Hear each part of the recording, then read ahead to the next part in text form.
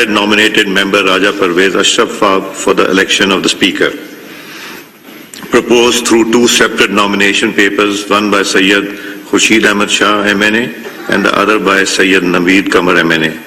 Therefore, I declare Raja Parvez Ashraf MNA to have been elected as Speaker of the National Assembly of Pakistan.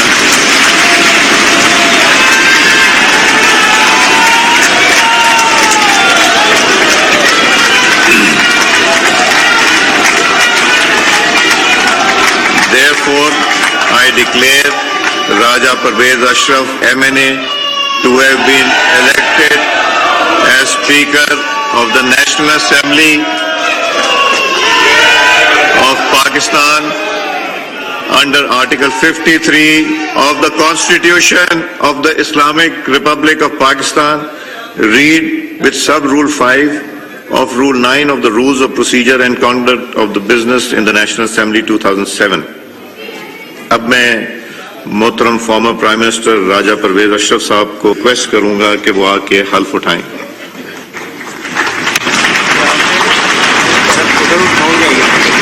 یہاں پہ اٹھوانا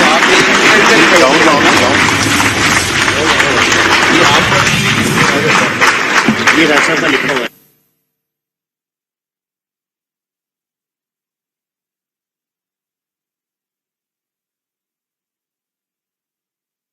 Peoples party کے رہنما اور سابق وزیر اعظم راجہ پرویز اشرف اسپیکر منتخب ہو چکے ہیں اور اب وہ اپنے عہدے کا حلف اٹھاتے ہوئے دکھائی دیں گے. قومی اسمبلی کا اجلاس شروع ہوا.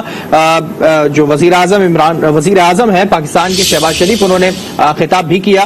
انہوں نے بجلی کی پیداواری صورتحال پہ بات کیا، جس کے بعد پھر ایاز صادق نے اس بات کی نشاندہی کی اور اس بات کا اعلان کیا کہ راجہ پرویز اشرف اسپیکر منتخب ہو چکے ہیں. ان کے ساتھ جو ان کے اپوزٹ کینڈیڈیٹ تھے ان کی جانب سے کوئی رد عمل نہیں، تو اس پہ وہ بلا مقابلہ منتخب ہوئے ہیں. ان کا اعلان کیا گیا. آرٹیکل 53 کے تحت وہ اسپیکر منتخب ہو چکے ہیں. اب ایاز صادق ان سے ان کے عہدے کا حلف لیں گے، جس کے بعد وہ باقاعدہ طور پر اپنا کام انجام دیں گے. جی پلیز خاموشی اختیار کیجیے، خاموشی اختیار کیجیے، خاموشی اختیار کیجیے. بسم اللہ الرحمن الرحیم. بسم اللہ الرحمن الرحیم. میں راجہ پرویز اشرف صدق کے دل سے حلف اٹھاتا ہوں، صدق کے دل سے حلف اٹھاتا ہوں کہ میں خلوص نیت سے پاکستان کا حامی اور وفادار رہوں گا، پاکستان کا حامی اور وفادار رہوں گا. کہ قومی اسمبلی کے اسپیکر کی حیثیت سے، کہ قومی اسمبلی کے اسپیکر کی حیثیت سے، اور جب کبھی مجھے بحیثیت صدر پاکستان کام کرنے کے لیے کہا جائے گا، میں اپنے فرائض و کارہائے منصبی ایمانداری اپنی انتہائی صلاحیت اور وفاداری کے ساتھ اسلامی جمہوریہ پاکستان کے آئین اور قانون کے مطابق اور قومی اسمبلی کے اسپیکر کی حیثیت سے اسمبلی کے قواعد کے مطابق اور ہمیشہ پاکستان کی خود مختاری ایمانداری سالمیت استحکام بہبودی اور خوشحالی کی خاطر انجام دوں گا کہ میں اسلامی نظریے کو برقرار رکھنے کے لیے کوشاں رہوں گا جو قیام پاکستان کی بنیاد ہے کہ میں اپنے ذاتی مفاد کو اپنے سرکاری کام یا اپنے سرکاری فیصلوں پر نظر انداز نہیں ہونے دوں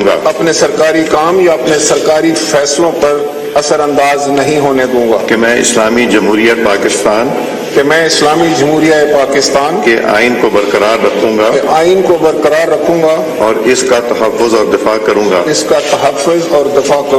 اور یہ کہ میں ہر حالت میں ہر قسم کے لوگوں کے ساتھ بلا خوف و رعایت اور بلا بلا رغبت و عناد قانون کے مطابق انصاف کروں گا. قانون کے مطابق انصاف کروں گا. اللہ تبارک تعالیٰ سے دعا ہے اللہ تبارک تعالیٰ سے دعا ہے کہ وہ میری مدد اور رہنمائی فرمائیں. وہ میری مدد اور رہنمائی فرمائیں. آمین.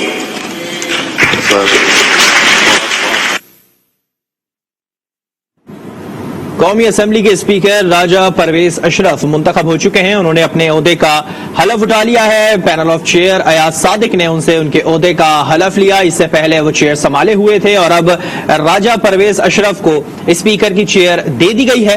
وہ باقاعدہ طور پر چیئر پہ براجمان ہو گئے ہیں.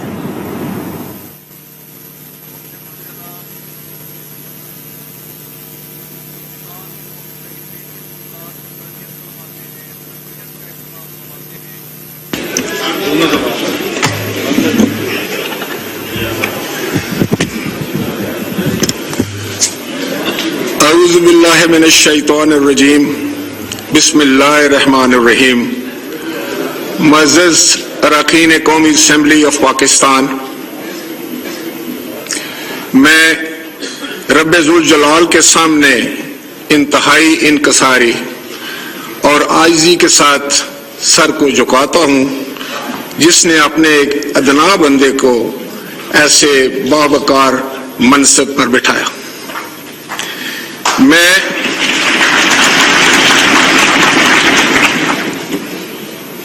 اپنے قائد سیاست پاکستان کے مرد حر جناب Asif Ali Zardari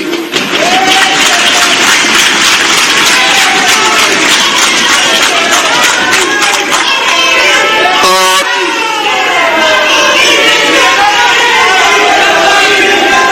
order in the house please. خاموش.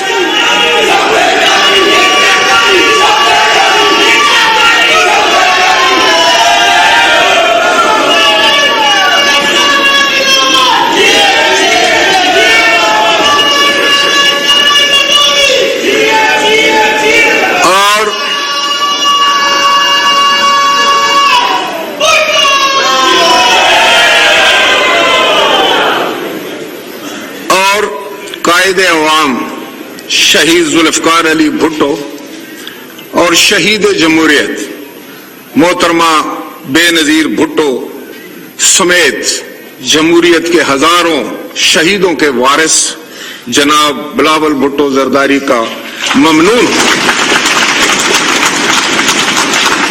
جنہوں نے خطہ پوٹھوار کے ایک سیاسی کارکن کو اس کرسی کا اہل جانتے ہوئے مجھے نامزد کیا.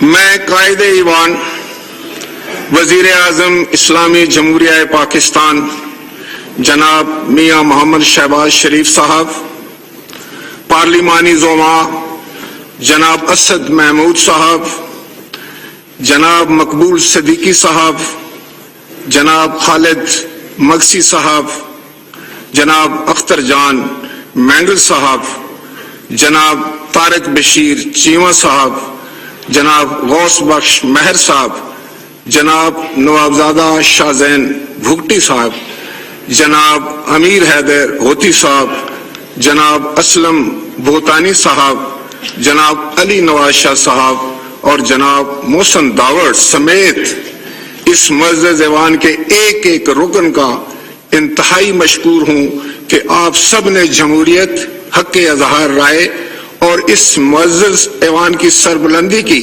جدوجہد میں شامل اپنے ایک دیرینہ ساتھی کو اہل پاکستان کی امنگوں کی ترجمان 15ویں قومی اسمبلی کے 22ویں اسپیکر کے طور پر بلا مقابلہ منتخب کیا.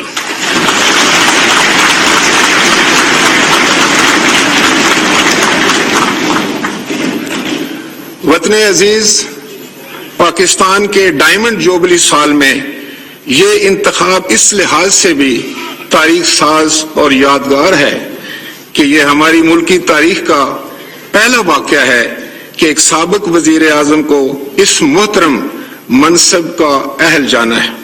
سو آج ہم نے اپنی پارلیمانی تاریخ میں ایک نئی رسم کا آغاز کیا ہے، جہاں محض اقتدار کا جاہ و جلال ہی ہمارا مطمع نظر نہیں بلکہ اس معزز ایوان کی توقیر اور تعظیم بھی ہمارے پیش نظر ہے۔ بطور اسپیکر میں سمجھتا ہوں کہ یہی میرا سب سے بڑا چیلنج ہوگا۔ میرے پیش نظر برطانوی تاریخ کے نامور مدبر اور دارالعوام کے مشہور اسپیکر ولیم لینتھل کے وہ تاریخی الفاظ بھی ہیں جب 1642 میں طاقت کے نشے میں چور ایک جابر بادشاہ چارلس اول کے سامنے اسپیکر لینتھل اپنے 5 ممبران کے تحفظ کے لیے سینہ سپر ہو گیا اور بادشاہ کو 2 ٹوک الفاظ میں بتایا کہ اس ایوان میں نہ تو میری اپنی کوئی آنکھ ہے جو دیکھ سکے، نہ ہی اپنی کوئی زبان ہے جو بول سکے، ماں سوائے اس کے جو یہ ایوان مجھے دکھاتا ہے اور مجھ سے بلواتا ہے، اس ایوان میں میں فقط اس ایوان کا خادم اور وفادار ہوں۔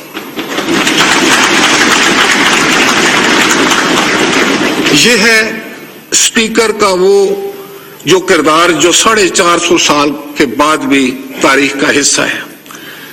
اسپیکر کے عہدے سے توقع کی جانے والی تمام تر غیر جانبداری، اس اہم منصب سے وابستہ بردباری اور ایوان اور اس کے ممبران کے تحفظ کے لیے اسپیکر کے طور پر کسٹوڈین آف دی ہاؤس کی تمام روایت صرف اور صرف اس ایک واقعے سے برآمد ہوتی ہے۔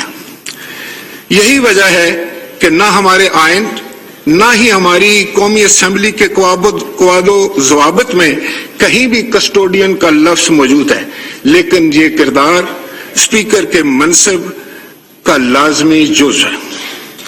میں یہ کیسے بھول سکتا ہوں کہ جس کرسی کے لیے آج اس معزز ایوان نے میرا بلا مقابلہ انتخاب کیا ہے، اسی منصب پر سب سے پہلے قیام پاکستان سے بھی 3 روز قبل 11 اگست 1947 کو پاکستان کی پہلی آئین ساز اسمبلی نے بابائے قوم حضرت قائد اعظم محمد علی جناح کو بلا مقابلہ اپنا پہلا سربراہ منتخب کیا۔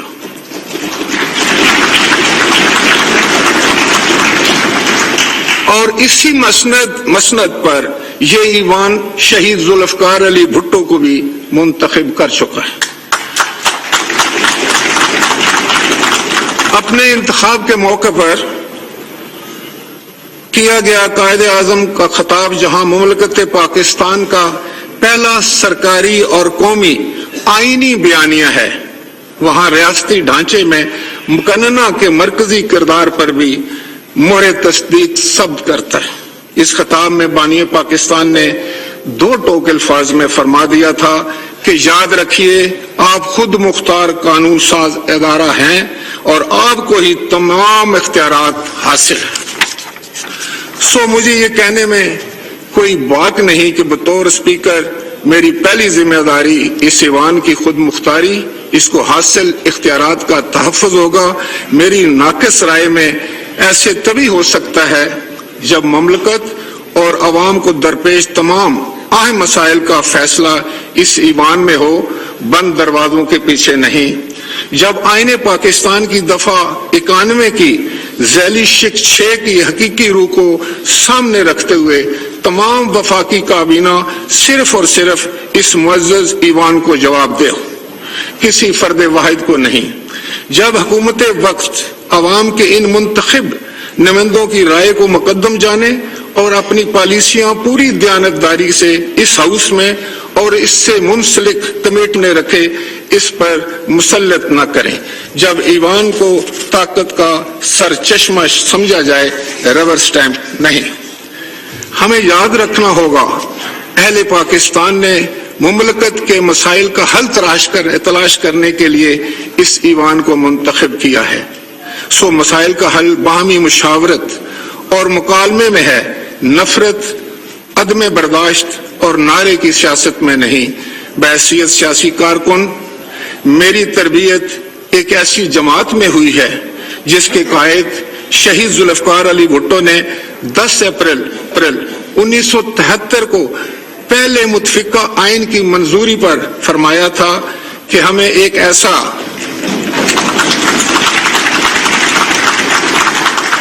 ہمیں ایک ایسا سیاسی معاشرہ قائم کرنے کی ضرورت ہے جہاں مکالمے کو فروغ دیا جائے، منافرت کو نہیں، جہاں مختلف خیالات میں سمجھوتا ہو، محض آرائی نہیں، جہاں قومی اتفاق رائے کو فروغ دیا جائے، نفاق کو نہیں۔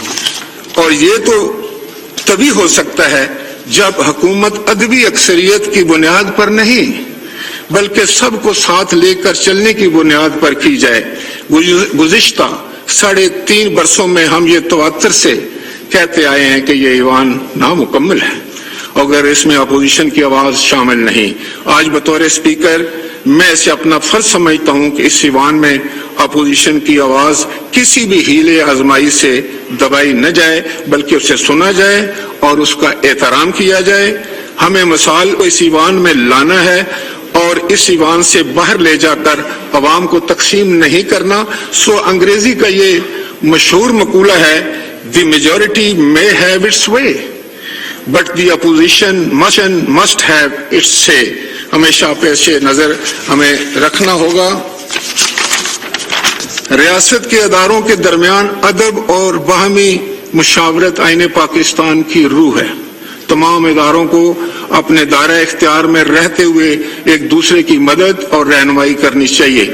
اس حوالے سے پارلیمان کی تمام پارلیمانی اور قائمہ کمیٹیوں کو فعال اور مضبوط کرنے کی ضرورت ہے کیونکہ یہی اس ایوان کی حقیقی طاقت ہے۔